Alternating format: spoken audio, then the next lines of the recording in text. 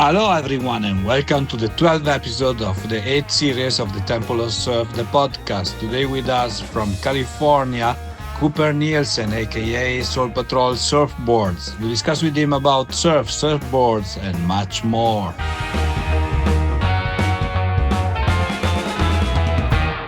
Hi, Cooper. Welcome to the show. Where are you today? I'm down here in San Diego, California. Yeah. How is the surf right now over there? Drained out. Yeah. No tide. No tide. Small. It's not sunny. Okay. So I'd rather be talking to you. Thank you. I appreciate that. Like I guess my surf podcast, is getting some speed when there are no waves. So surfers and everybody is like aboard and say, okay, let me talk with Alessandro today.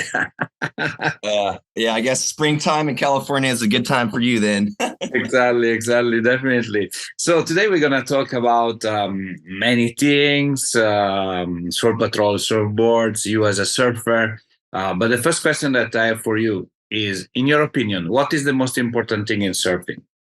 Have fun, enjoy yourself. Yeah, It's that simple. I don't know.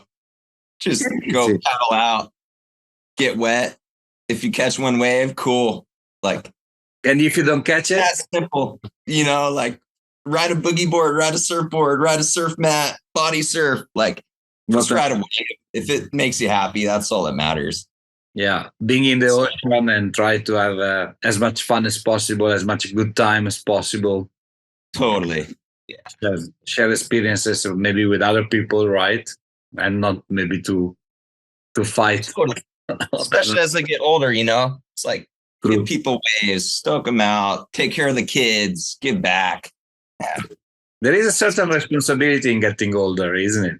There for sure is, I think deep down in my heart, it's like, yeah, you got to give back and take care. So many people gave so much to us growing up here. And the tables are turning. They're getting older. So it's time for us to, grab the torch and give back.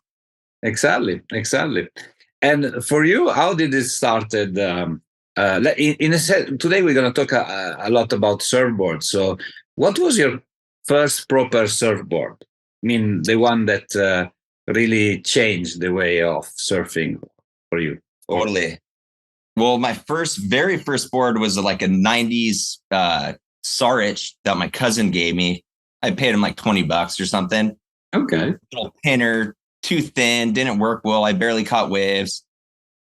Then I got linked up with this guy named Steve Scatolini, Scat Daddy, down here in Point Loma. Of course. And old timer, kind of underground dude, but my mom knew him from back in the day.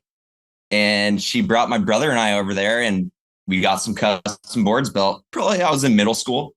Okay. And that's when everything changed. Got some good boards under our feet. And that moved on to getting a fish from my friend Cameron Beal, freshman year of high school. That was shaped from Scat. And Cameron is a super cool dude. He sold it to me for $50, not $400, You're getting a good price. Yeah. That fish from Scat Daddy changed my whole life. Old school, Yeah.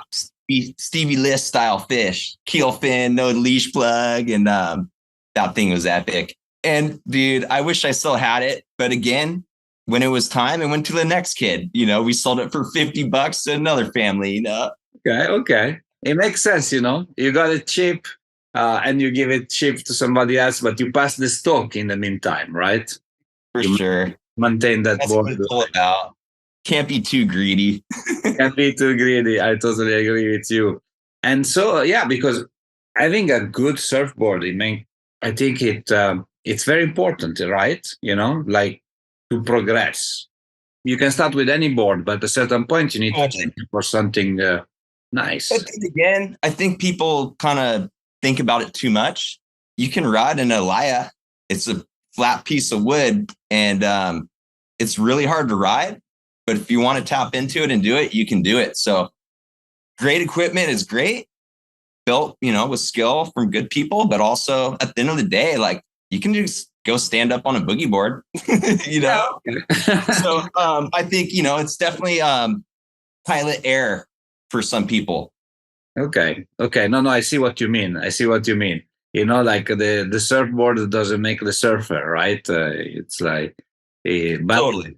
it helps. Sometimes it helps. But when it comes to trying to rip, yeah, it does help when you have great equipment. Exactly. Yeah, definitely. You cannot rip with a piece of wood. I mean, different style, and Right. and for you as a shaper, how did it started this like craft?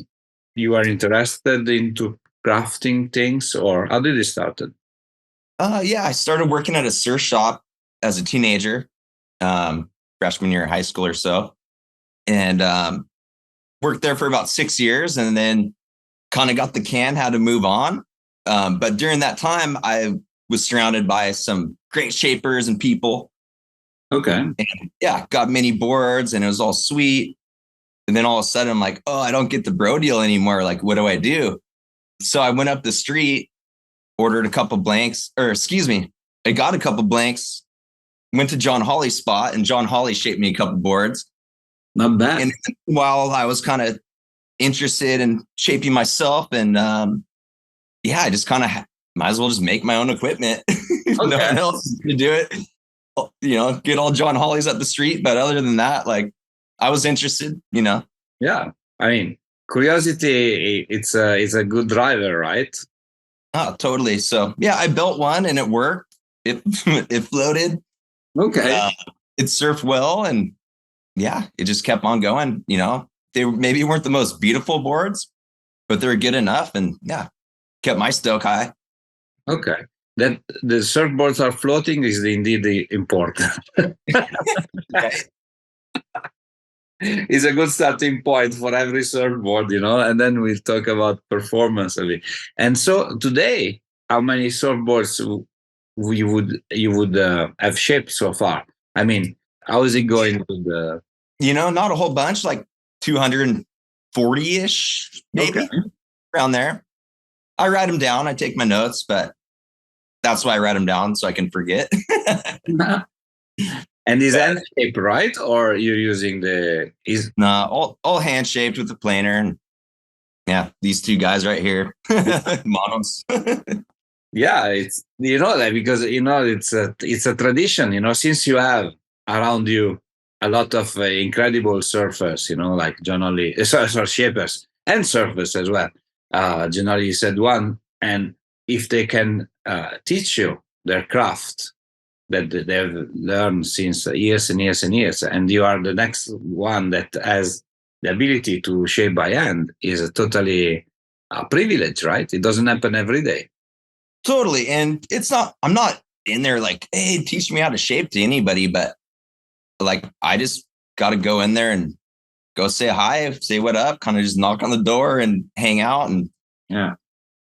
Get the wisdom, like play a game of pool or something. And it's, a little more than just hanging in the shaping bay with some people. And yeah, just always learning something every day in one way or another. Okay.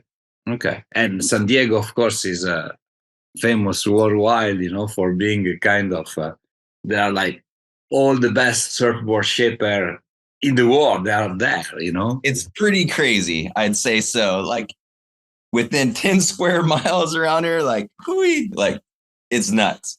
So much talent. And so many legends like Skip Fry, it's wow. It's like it's overwhelming in a certain point, like the products, the surfboards that you produce with your hands, in a certain way, they are seen by those people, right? The masters. So you need to keep up, no? Dude, it's tough. It's a burden. I feel like some weight on my shoulders, but I'm getting there. I'm doing good. I've just got to be patience, it comes a time. And dude, we're surrounded by some of the best, and it keeps you on your toes. Yeah, exactly. Better for sure. Exactly. Every board you shape should be a little bit better. Yeah, definitely. But never perfect. Little bit better, but never perfect. Like otherwise, Yeah, excuse my language, but I think if anyone ever says their surfboard is perfect, they're full of shit. Yeah, I agree with you. Even if it's off a computer by the best, it's like, No, I agree with you. it's something that, it's not 100%. It's If you not- really want to break it down. Yeah, exactly. And so the first question that I ask you is what is the most important thing in surfing, but what is the most important thing in shaping for you? Again, enjoying it, going in there and being peaceful and making the most of it, shaping a board for my friend or someone I've seen surfing at the beach for the last 25 years. And I know what to build them. That's the best part is, just Okay. going in there with some love and they do most of it. Yeah. and they do feel the love while they're surfing your boards, I guess, right? Oh, it's kind of crazy. Some days I forget about it, how much stoke surfboards really do bring people. I'm just surrounded by them all day, every day, 24/7. So maybe, sometimes I take it a little for granted or it's, maybe just overwhelming for me. But dude, surfboards are happiness for everybody. Definitely. And do you have like a favorite shape of surfboards that you like to shape more than modern? I'm not calling them models. I'm just Yeah. do you have because models they like it's like models kind of it's something a multiple, right? While if you talk about end shaping, I prefer to talk about shapes. Is there a favorite shape that you have? I don't know, a fish, a longboard, or whatever. Yeah, totally. And that's a good way you put it. Don't necessarily have models, but maybe some funny names for some boards I've That's shaped cool. more than a handful of times, but keep it fun like that. But shoot, they're all good, man. It's so hard to ask me because feelings change with surfing. I'll ride a fish for 2 months straight or ride a glider a bunch, 11 footer or something. So I like just to tap into different feelings all the time. So for me, it's ever changing. Okay. And you particularly as a surfer, what do you like to surf? Again, everything changes. But I guess when it comes down to really shaping boards, my favorite, a good old fish is always fun. My shaping room's in my backyard at my home and just doing it in Point Loma, OG style, kind of roots, I guess. And I like shaping longboards too for the community as well. Okay. I guess just something a little different than what would be on the rack at the surf shop around here. Okay. I got you. And you talking as a surfer, what was the best wave so far that you had? I can think not to the day, but a couple weeks from now, it'll be about 5 years. I was down in Baja. Okay. And it was pumping. South Baja. I'm not going to say where. Okay. It's secret. But dude, it was perfect. It was all time surfing with the homie. Yeah. And why you thinking about that way? While you're thinking about that way, what memories you have? It's like is a smell. It's like light. Is speed. What is if you have to put? Dude, desolate, Baja, cactus, tequila, barrels. Like, okay. I was wearing the fire every night, cooking dinner over it. Okay. Sharing a point with another shaper from around here that just happened to be there, and too good to be true. Too good to be true, but it was true. So that's a good thing. Yeah, so. Definitely. We were talking about before about these master shaper that obviously are in the San Diego area. Of course, you said about John Only, but is there one among them? I don't want to put you in trouble, that you really aspire to, and you say like, I want 15 years from now, 20 years from now, I want to be at his level.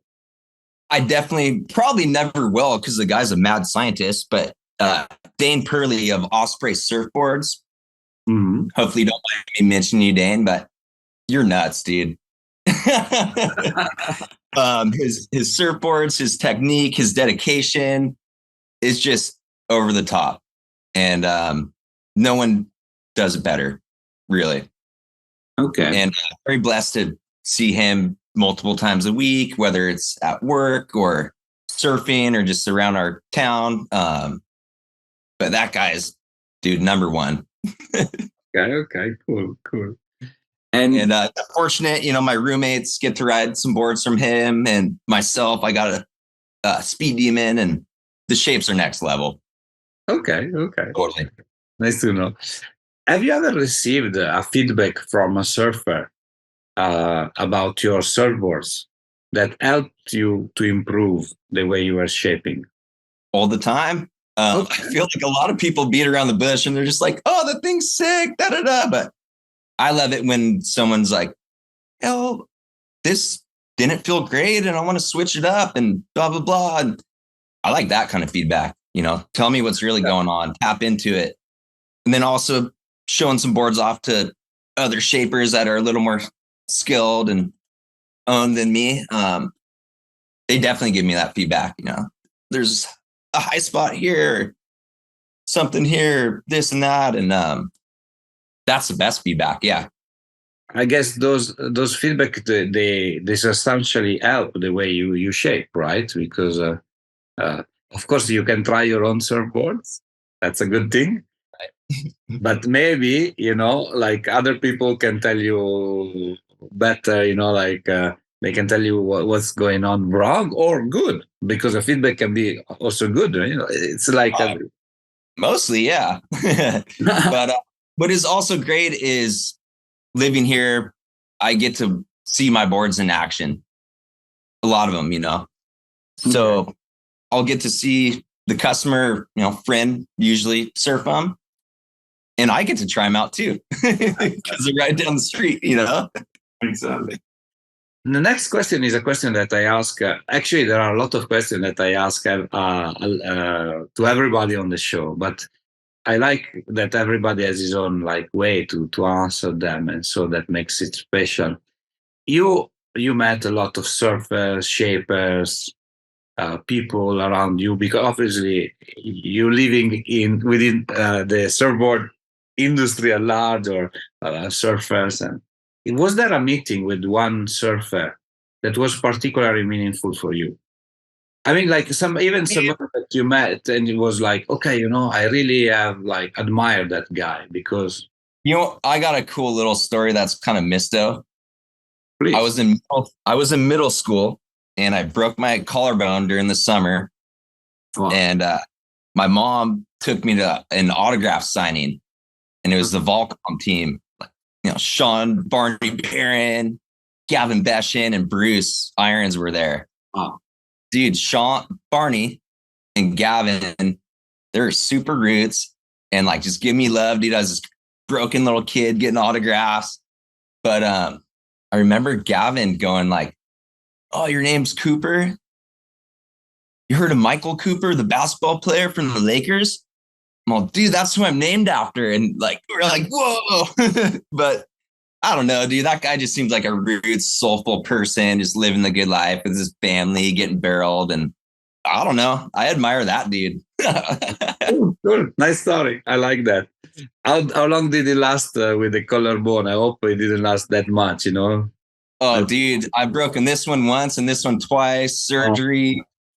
It's rough. That was all from snowboarding. Okay. At least it was not for surfing. No, it was not a huge wipeout, I just like the surfing nowadays. Yeah, better that way. It's safer, let's say. And oh, yeah. What is your expectation for Surf Patrol Surfboard? Where do you want to bring it? It is something that for you is so relevant, so important that in 10 years from now you give yourself objectives, or you take it day by day and you see what. I let it be patient. Ultimately, I would like to be shaping more, be a little busier, and work at a surf shop less, have a little more of a free schedule. Okay. It'll happen someday. You got to be patient, comes with time. Yeah. It's patient. It sucks when I'm stuck at a surf shop daydreaming and, the reefs are good or something. And it's like, dude, if I could just had a few more surfboard orders, could be, making a little extra money and surfing a little more, Because one of other topic that I always discuss with shapers is that, in effect, the money on the surfboards is very limited, right? There is not too much margin, so it's very hard to make money out of this business, isn't it? Totally. That's why I work at the surf shop. Get my paycheck every 2 weeks, pay the bills. Yeah. But doing it for the love, really. Kind of too deep into it now to say like peace, No, but it's also important, like for instance, in your case, you're shipping with your hands, okay? And it's important that the client, I mean the people that purchase the surfboard, they understand first of all that you cannot do fast. I mean, it's never fast enough, but it's like, it takes time, and second is that the price that the surfboard has, more or less, is a standard price that cannot be reduced because there is not enough margin for you, and nobody works for free in a certain way, right? So, unless you can work for free, but it's not sustainable in the long term, right? I've kind of learned how to weed out the clients that don't appreciate it. Okay. For me, during COVID times, it got pretty busy, had a lot of orders, and some people though are just like, when's my board done? I'm like, dude, like it's at the Glassers, like I'm not even lying. And they're just calling me. The next thing, a grown man's mom's calling me, and I'm like, what, dude? Like this isn't fun anymore. No. So I've learned to take it slow, tune in the right people. I'm doing this for fun, the love, and a little money, dude. I got to pay the bills, of course, for myself. But ultimately, no one's making a bunch of money building or selling surfboards. No, maybe Torque is or some overseas shit, Firewire, but you put a lot of. Meanwhile, we'll hang in there. Yeah, exactly.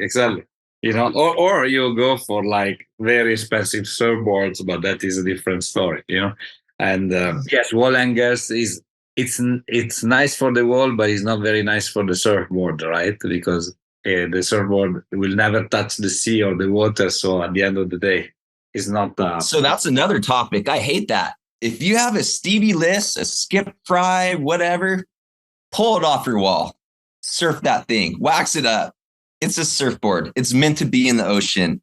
You're making Skippy probably shed tears by not surfing it. I don't know. I see the guy around. I'm not tight with him, but dude, you're a clown. If you got a Skippy or a Stevie List sitting on your wall, unwaxed, never ridden, you're a kook. Sorry, that's my rant of the day. Any surfboard is meant to be ridden unless it's a Mike Rumsey piece of art, this guy that builds these beautiful wooden surfboards. Yeah, I mean, over the. Yeah, I definitely agree. Is a point of view, and but we are in a overconsumption kind of world, right? And then we all have the intent as well to preserve kind of some surfboards of which we say like, okay, if it breaks it's not so much the value of it, but it's like more like the way to preserve that wall. I say that because I feel like a cook, because I have some hang on the wall, but you don't see them because there is. All good, dude. To me, the way I look at it is you can break it and then you hang it on the ceiling, Okay, I like that way. I like that. That's how it should be too, like with your surfboards. That'll keep them out of the landfill because you surfed it hard and you love it, and the memories you cherish with them. Yeah. You hang them on the wall, your ceiling, or put them in the garage racked up, and they're No. They aren't getting wasted, No, definitely. Or you pass the stock and you give them away for people to surf, like you did, with your boards that you got. Totally, right. to need to leave. The last question, and then we go for a straight Q&A that will end our interview. How do you see a surfboard innovation? Is a topic for you, or is something like so far? I think like surfboards reach kind of the not the maximum, but reach they were quite far in innovation, and so nothing really can be added. What's your position? Yeah, there's definitely more than a handful of shapers, locally here that are very well thinking outside the box when it comes to shapes, design. Some people are using other materials, when it comes to the epoxy resins and things of that sort. Personally, I keep it traditional, polyester resins all day, and just build a good board with tight lamination, 6-ounce glass. Classic. Do it tight. It's gonna last you and work well. So when it, I'd say when it comes to my own shapes, who knows what will happen. But when it comes to the way they're actually built from my guy Pat Quayle, we keep it traditional, polyester. Yeah. We're gonna finish our interview with a short Q&A session. So please answer the first thing that comes up to your mind. Okay. Sure. Surfboard, the best surfboard that you ever rode. Ooh, that's a really tough one. I'm gonna say, might have to name a few. One of the best fishes I ever had was a Larry Mobile keel fin fish in high school. Okay. Sold it. Wish I still had it. And the Dane Pearly Speed Demon has really messed up my mind the last 5 or so years since I rode one. When it comes to surfing and my own shaping, those things are just UFOs, just something so different, but they really work so well. And they aren't for everybody, but that's really changed my outlook on the future for longboards.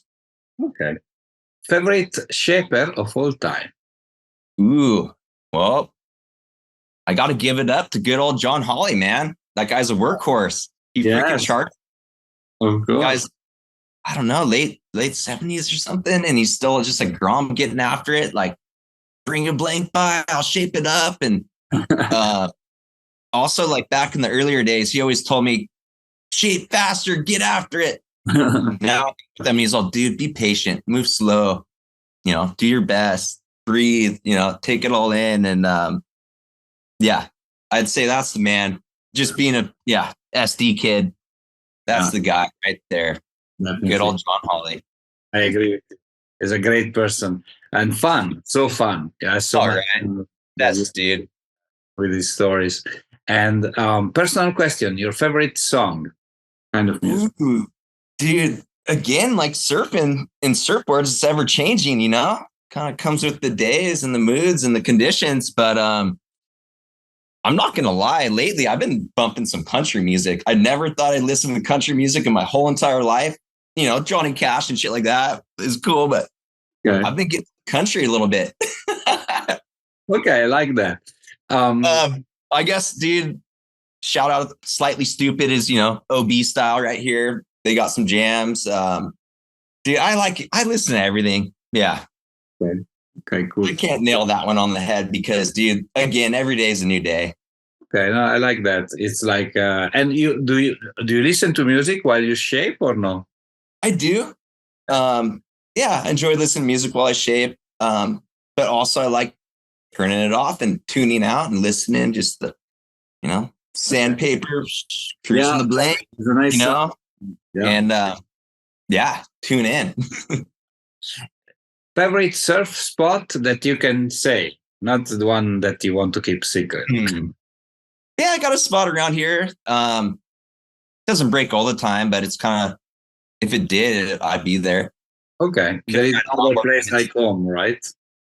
All right. So you could ride a longboard when it's small. You could ride a bigger, shorter board or bigger board when it's bigger. And I'm not going to say the name. No, we keep it secret. A little secret spot. It's okay. It's okay. Yeah, I guess to the boys, if you listen to this snake pit crew, dude, I'm gonna get beat up. I hope not. Favorite surfer of all time? Ooh, dude, I really respect Donald Takayama. Yeah, of course. I had the pleasure of watching him surf when I was in high school, doing the Coalition Club contest frequently, and for being a surfer shaper, dude, that guy just freaking killed him. Heat winner right there. Yeah.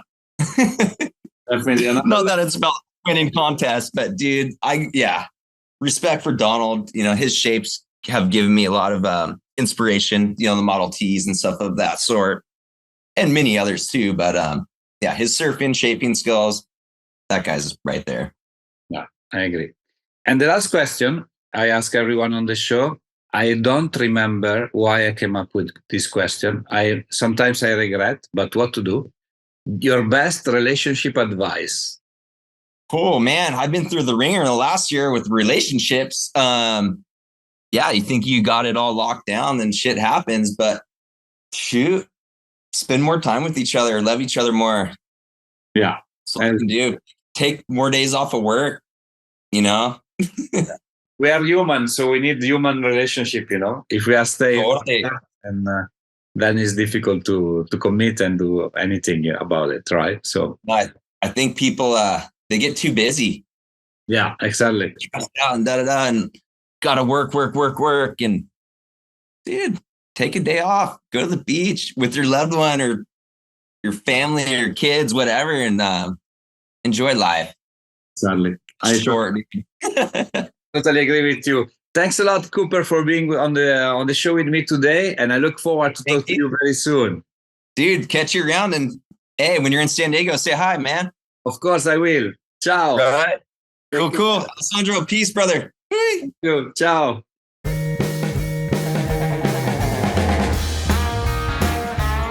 Hi, it's me again. I hope you enjoyed our today's episode. If you want to know more about us, please follow www.thetempleofsurf.com and all our social media. Mahalo!